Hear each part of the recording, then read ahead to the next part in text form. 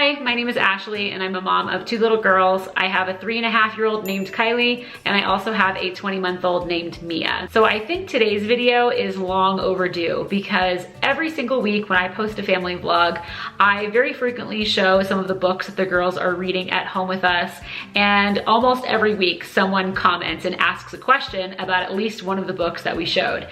And so I sat down this week and decided to make a list of the different types of books that people often ask me about and that I think personally are important for families to have in their homes to be reading with their children, especially with their young children.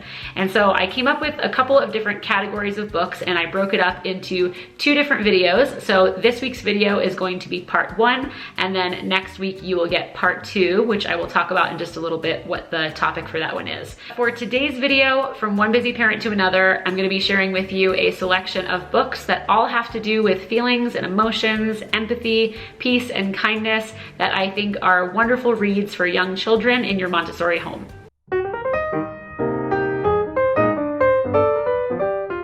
Alright, so the books that I'm about to share with you are books that we personally own in our current collection here at home that I have read with both of my girls many times and they both enjoy them very much, so I feel confident in recommending them to you guys, as well as a couple that are on my own wish list that I am intending to get for the girls and I just have not gotten them yet, but they are forthcoming to be added to our library. Just a quick blanket statement as far as the age appropriateness for each of the books that I'm about to share with you. There are definitely a few here that I intentionally purchased for my older daughter, thinking that my younger daughter would have absolutely no interest in them, and I could not have been more surprised.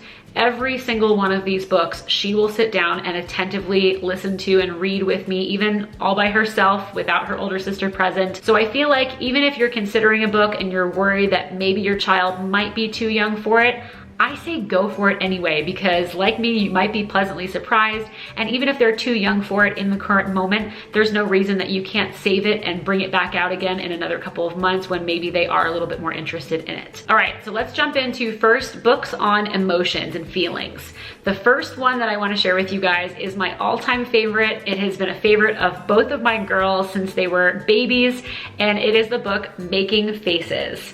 Now this book is definitely geared for babies. It's a board book, first off, and it's not very, very long, but you can see that it has a picture of a main feeling, a main emotion on one baby, and then they have to match the baby's expression over here on the other side. And there's just a couple. There's happy, sad, angry, surprised, which my currently younger daughter absolutely loves, and silly. And then the last page has a cute little mirror on it for them to be able to look at their own faces and imitate some of the facial expressions. So I would highly recommend, if you have 0 books right now on emotions and you're looking for one to start with and you have a slightly younger child, maybe like in the toddler age range, that this book would be a great place to start. You cannot go wrong with this one. The next one is called Lots of Feelings by Shelley Rotner. So in this book, there are just big, giant, full-size page faces of children for each of the different emotions, as well as a couple of smaller ones just to show the variety and the different ways that that same feeling could be expressed on someone's face. And I really like to read this one to my girls with a lot of inflection in my voice and like character, and try to almost act out with my voice and my body language what each of the different emotions is, and that really helps to get the girls into it. And I think that's part of the reason why my toddler likes it so much. So she likes to imitate some of the facial expressions that she sees in here as well, just like with the last book.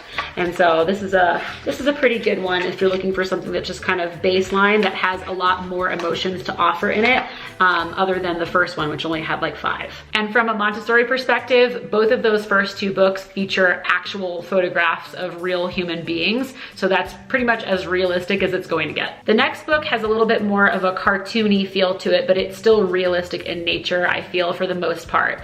And it's this book, The Way I Feel. The appeal factor for this book in particular, I think, is how the book is written. Instead of it just being pictures and like a general description, it actually rhymes, so it kind of flows as as you're reading it. And again, I also like to act out the different emotions as I'm going through each of them, just to help the girls really identify what the feelings feel like when they're feeling them too. This one actually really resonated with my preschooler. I actually remember a couple of vlogs after we got it where she would pull it out when she was like angry about something, and she'd be like pointing to the specific emotion in the book, and she would say, "This is how I feel right now." So this was something that she readily identified with. This book is an Usborne book that is the most recent addition to our collection here at home, and it's called All About Feelings.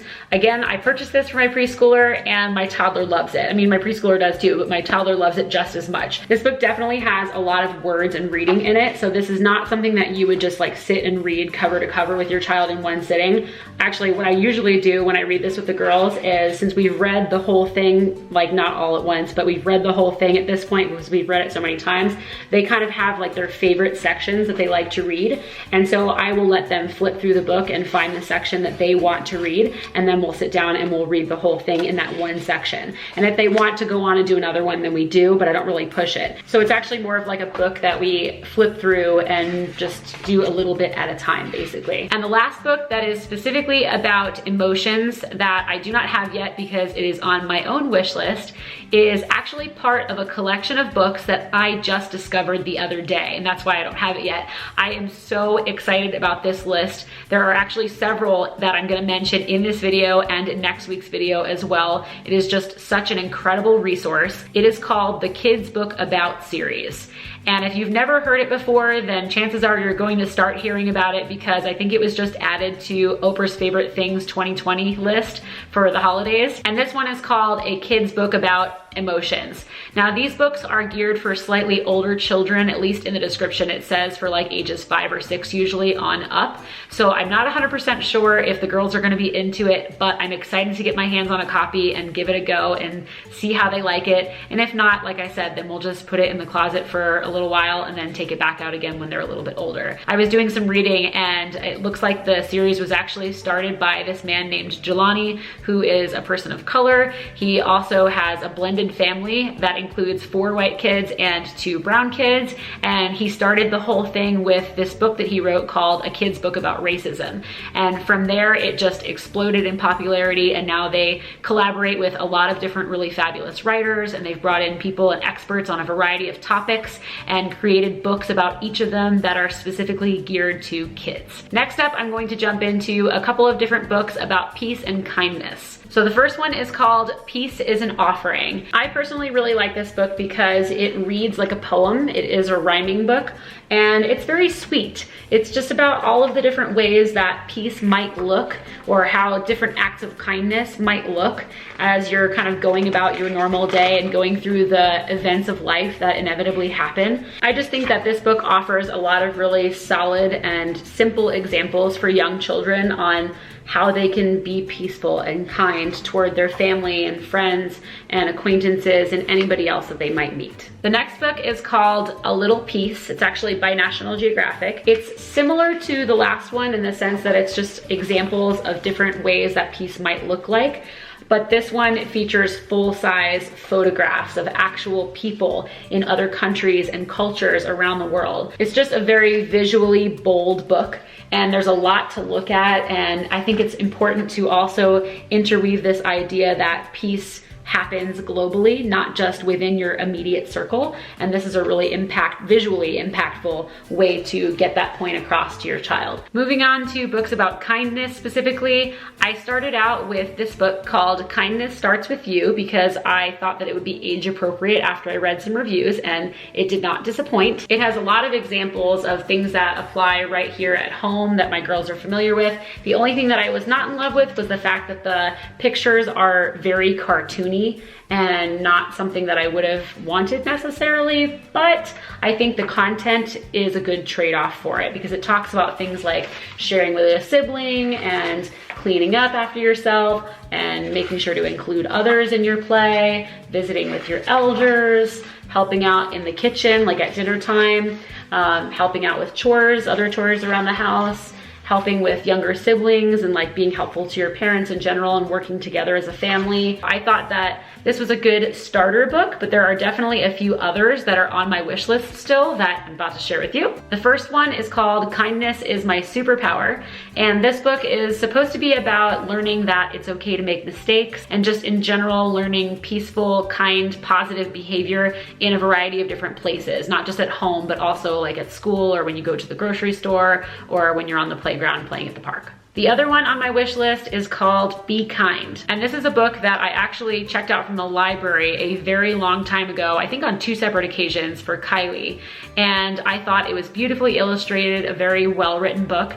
It's about a girl who ponders how to respond when a new girl at school spills grape juice all over herself in the middle of the lunchroom or something like that.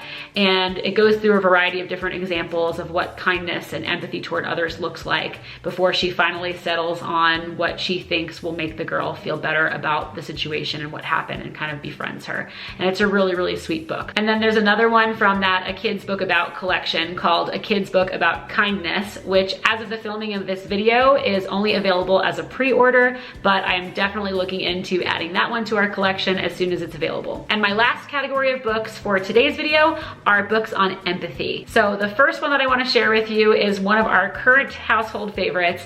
It's called Hey Little Ant. Both of my girls adore this book. It's about a boy who comes across a tiny little ant on the sidewalk and he contemplates whether or not he's going to squish the ant. The poor little ant makes a plea for his life to the boy. And I think what my girls love most about it is because they can kind of see from the little ant's perspective what it might look like to be in the ant's shoes. As you can see, it's very, very tall and kind of intimidating looking if you were the ant, to imagine yourself that way. And I think they also love this book because I give each of the characters their own little voice and the ant gets a really tiny squeaky one and they think it's funny. But it is a really powerful story about putting yourself in somebody else's shoes before you do something that is mean, like squishing an ant. And it even goes into talking about peer pressure a little bit. All of his friends are watching him and he's kind of saying, you know, I think I have to do this. They're all telling me that I have to, and he's being pressured into doing it. There's not really actually an ending to the story because the way that it ends is, should the ant get squished or should the ant go free? It's up to the kid, not up to me. We'll leave the kid with the raised up shoe. What do you think that kid should do? And I love watching both of my girls' expressions, especially my preschooler, because she really understands like 100% what the story is about at this point. And the first time I read it to her, I could tell she had this expression on her face where she was really reconsidering something she'd never thought about before, and it almost made her a little emotional. So this is a great book, and I would highly recommend this one. The next book specifically about empathy is actually still on my wish list. It is called I Am Human, a book of empathy. And this is something that I looked at a long time ago and decided at the time that I thought it was a little bit too abstract for Kylie still. But now going back through my book list in preparation for making this video, I came across it again and I think she's ready for it. So this is something that we are going to be adding to our book collection very soon. And it's actually part of a whole series of books by the same author called the I Am Books series. There are a variety of other topics. There's actually one on peace, which if you like this book then and you're looking for one about peace, then you could look into that one as well. But there's also one called I Am Love, I Am Yoga, I Am One, which is their newest one about change and taking action. And this particular one on empathy is also available in Spanish, which is awesome. I also have another book on my wish list from the A Kid's Book About series, and you guessed it right, it's called A Kid's Book About Empathy. And finally, the last book that I want to share with you guys for today's video is a book that I really feel ties a lot of this stuff together, all into one neat little package that young kids can identify with. It is a book that I've read probably in the ballpark of about 10,000 times over the last couple of months to both of my girls.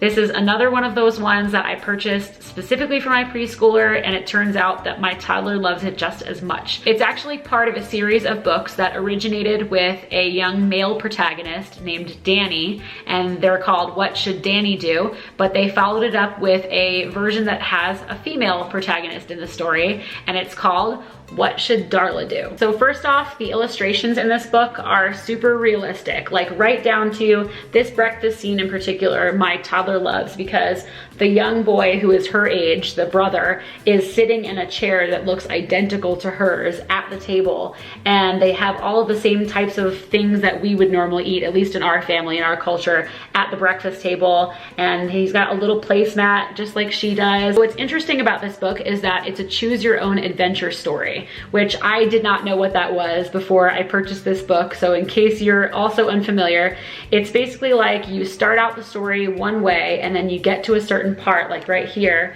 and it asks, what should Darla do? But a child gets to make a choice as to how they want the book to proceed based on what they think the main character should do at that junction in the story. They have to decide whether they want to make, as Kylie calls it, the good choice or the bad choice. And then they get to kind of explore the consequences of that choice via how the story ends. And then if they decide that they don't like that ending, then they can go back and try the other choice and see what the alternative outcome is like. So as the main character, Darla, goes throughout her day and uses her power to choose, a variety of different themes are explored. Things like normal, typical sibling rivalry things, like sharing your toys with your sibling or fighting about who gets to sit at what seat at the breakfast table, how to treat a friend who you think is doing something that's not so nice behind your back and how to respond to that, or what to do if you find something that doesn't belong to you. And it's really interesting to see how my older daughter chooses specifically different outcomes now that we've read it so many times and she knows what the outcomes are. Most often, you can see that she wants to choose the good choice because she knows it's the good choice. And I'm only using that wording because that's how she refers to it. But the more desirable choice, I guess, what you would hope your child would choose if they were in the same situation, she typically chooses those, I would say about 95% of the time. And then every once in a while, you can see she gets like a little glint in her eye and she's like, let's choose the bad choice. So it's fun to see her experiment with what the consequences of a variety of different types of actions and how they can affect other people. It's fun to see her experiment with that in a safe way where she can kind of see that ahead of time and kind of apply it to her own situations going forward as she learns and has these experiences herself. All right, so that sums up all of the books that I had to share with you for today's video. I hope you found some ideas and inspiration going forward, and if you have any titles of your own that you would like to suggest, then by all means, please drop them in the comments down below and share them with us, because I know that there are more out there. These are just the ones that I have personal experience with. And if you are interested in learning more about how to do Montessori at home with your young children, I also offer a comprehensive e-course that walks you through it step by step. So I will leave a link to that in the description box in case you're interested in learning more. And just in case you're new to my channel, I also wanted to let you know that this video is part of a much larger series on this YouTube channel called Montessori at Home, which is aimed at providing practical tips and advice for busy parents like you and I for implementing Montessori at home with your children. So if that sounds like something that you're interested in watching more of, then you might consider subscribing to my channel. This way you don't miss a new video, because I do upload a new one, just like this one, every single week. Thank you so much for watching today, and I'll see you next time.